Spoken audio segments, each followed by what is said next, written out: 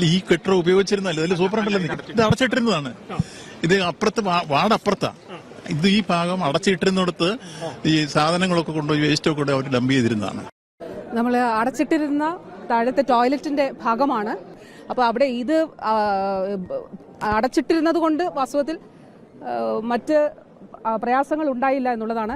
ബഹുമാനപ്പെട്ട ആരോഗ്യവകുപ്പ് മന്ത്രി ശ്രീമതി വീണ ജോർജും ബഹുമാനപ്പെട്ട മന്ത്രി ശ്രീ VN വാസവനും അവിടെ എത്തിയതിനു ശേഷം ആദ്യം നടത്തിയ സ്റ്റേറ്റ്മെന്റ് എന്ന് പറയുന്നത് അതിന് അടിയിൽ ആരുമില്ല, അല്ലെങ്കിൽ അവിടെ ആരും ഉപയോഗിക്കാത്ത കെട്ടിടമാണ്, അപ്പോൾ അതുകൊണ്ട് തന്നെ അവിടെ അധികം ചെല്ലേണ്ടതില്ല എന്ന രീതിയിൽ തന്നെ ഒരു സന്ദേശമാണ് എല്ലാവർക്കും ചെന്നത്.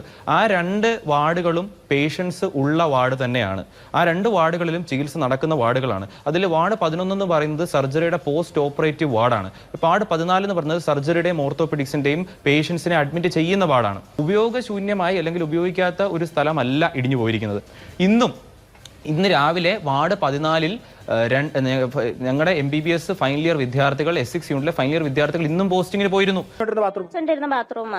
പൊളിഞ്ഞു വീണത് അവിടെ അടച്ചിട്ടിരുന്ന മുറിയാണ്, പരീക്ഷാ ഹാളാണ്, പല ഇതാണ് ഇപ്പൊ പറയുന്നത്. അപ്പൊ ഞങ്ങളെ ഇങ്ങോട്ട് എന്തിനാ മാറ്റിയത്?